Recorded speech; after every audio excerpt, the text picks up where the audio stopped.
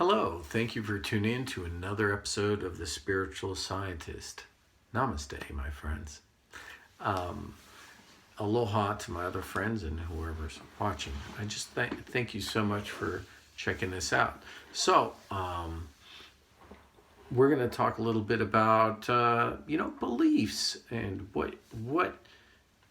what's going on. So, if you're an agnostic, does that mean that if I say that to me and from a biblical standpoint, that if we have your memories are being sealed, as I said before, in like let's say a container, and then the outside world changes, but somehow you have a kernel of information that's different from the outside, versus other people aren't sealed, so they're more open, and then their information on the inside is changed the outside. What does that mean? People are saying, well, I'm agnostic, I don't believe in God. So what I'm saying to here is, what's not spiritual? What to someone who's spiritual, everything's spiritual. To like I said before, if you're the Buddha, then you see everyone else as a potential Buddha and a Buddha. So if you see the world as spiritual, then and you see miracles, then everything's a miracle.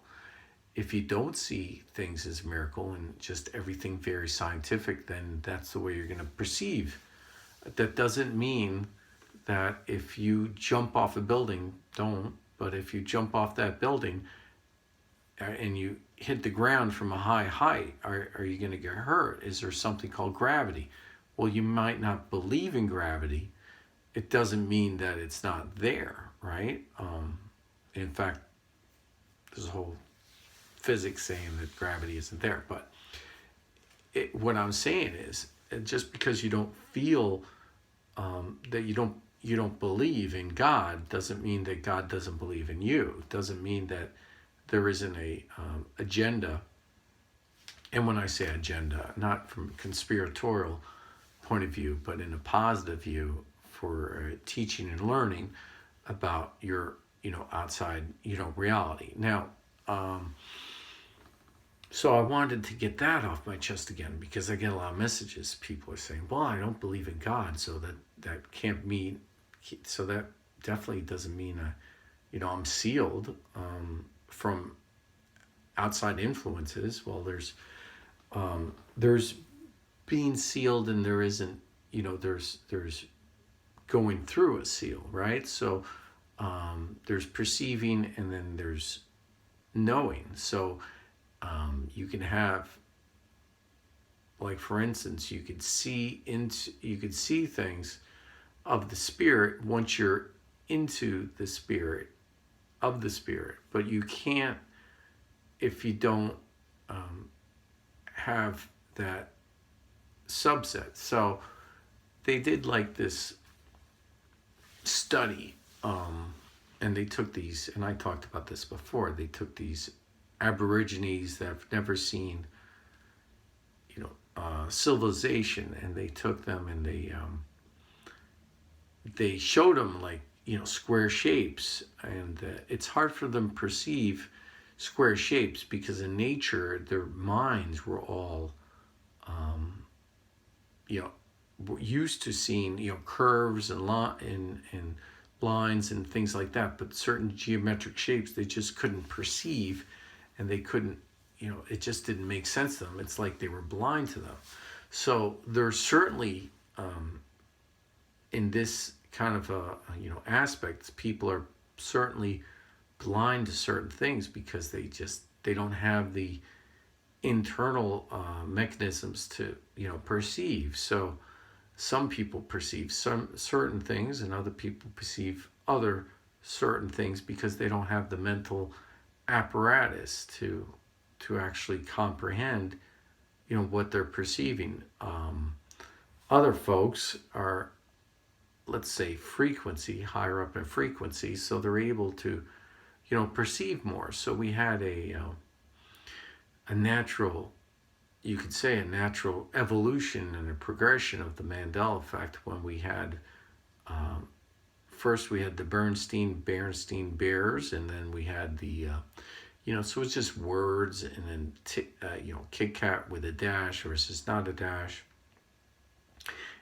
And for some of us, you moved up in the evolutionary spectrum of it, and you're able to perceive more, see more things and more things and more things. Where's it going, right? And everybody wants to get to the end of the chapter and skip the middle. I understand. Who wants to read the whole book, right? You just want to get to watch the last read the couple of last paragraphs, watch the last 3 minutes of the movie, and why be in the boring section? Well, you know what?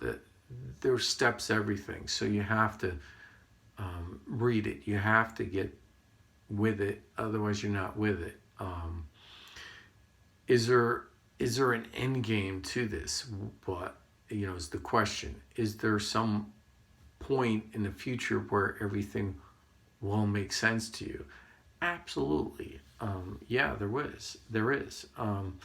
Do I know what it is? I'm wrapping my head around it, so that's what I'm working on. I have some really good newer insights, and that veil is pretty much lifted now. So what I'm doing is I'm going to be putting out some videos to work everybody into the different steps, so you'll know where I'm coming from, instead of saying it, saying the last couple paragraphs of the book and you're like, how did he get there? That doesn't make sense. I'm trying to teach you and teach in a lesson that kind of will be more understood, maybe not easily understood, but more understood. The other thing is that, and this has been in my mind a lot, so I wanted to talk about this. I'm going to switch gears for a minute, but there's different religions, right? Being Catholic is to me the pinnacle of all of them. But when you look at stories like the White Rider in Revelation 6, Revelation 14, specifically, and then you look at different religions, and you, like, for instance, in Hindu, you could say mythology, but Hindu, religion, they have a White Rider coming at the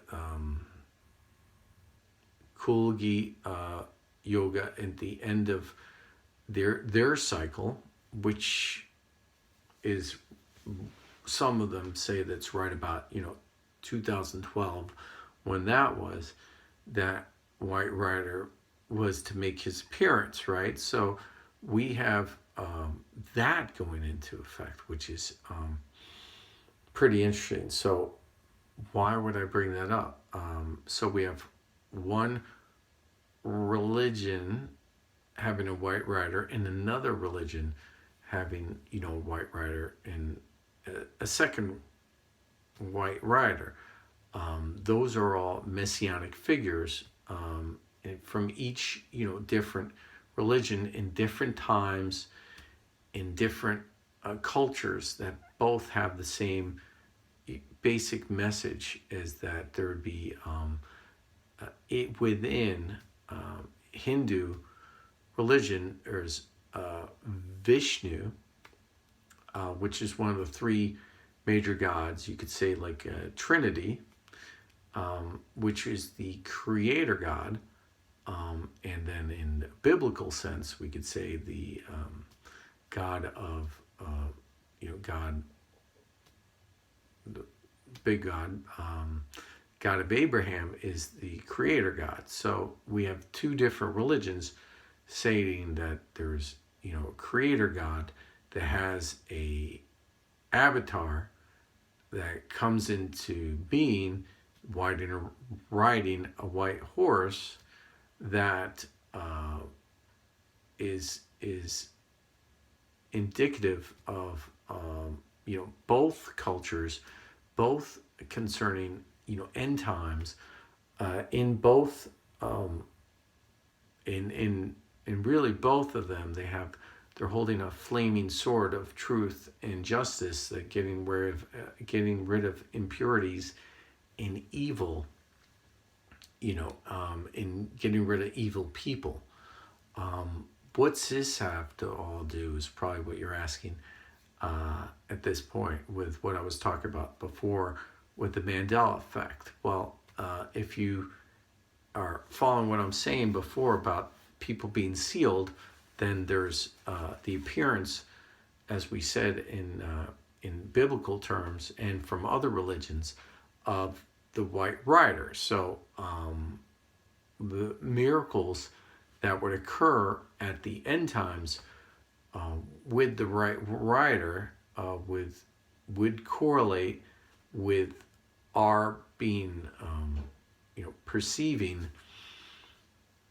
Mandela effects. So that is what I'm talking about. So these signs and wonders, and you know what, I have a lot of people that get scared and negative, and they say line signs, line wonders. Is it really bad for you if your heart moved and now it's better, it's in a better place, or if your brain got smarter or bigger, or things got better? What really has changed that has been bad? If in fact North Korea, the continent, moved to prevent a nuclear war from all of us being killed, is that a bad miracle? The answer, of course, is no. So these, miracles that have occurred, if you're, it's like a glass half empty or half full. Are you looking at the glass in the right way?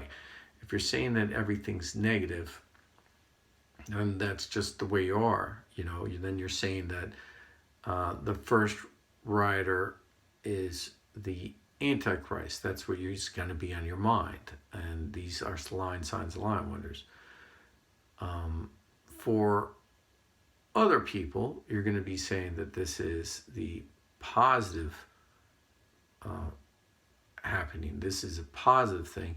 And gee, maybe it is a good thing that we didn't die in an apocalypse, that we're still alive right now. So I think there's a lot of Thanksgiving that should be happening, and a lot of people should be being positive about these changes and not negative.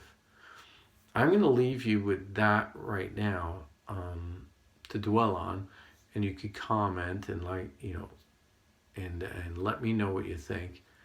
And we'll circle back a little bit more. I have more information about the Mandela effect and what these changes really, mean. But I think it's important to get some of these, like I said, lessons out about what Jesus said and biblical things, so you could really, put this in your head and think about it for a while.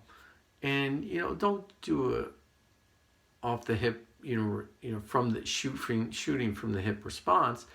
Meditate on it, if you will. You don't have to, of course, but think about it. Think about what I'm saying to you, and then get back to me, and you can message me. I try to message everybody back, unless for some reason I've been seeing some comments and then I click on it and I just can't respond for some reason. I can't find your comment. Maybe you deleted or something. But, comment what you think. But I do have, more information on Mandela effect. But like I said, I want to get some lessons out before we get to that final page. All right? Thank you so much. Love you all. Like, subscribe, share. Thanks. Bye-bye.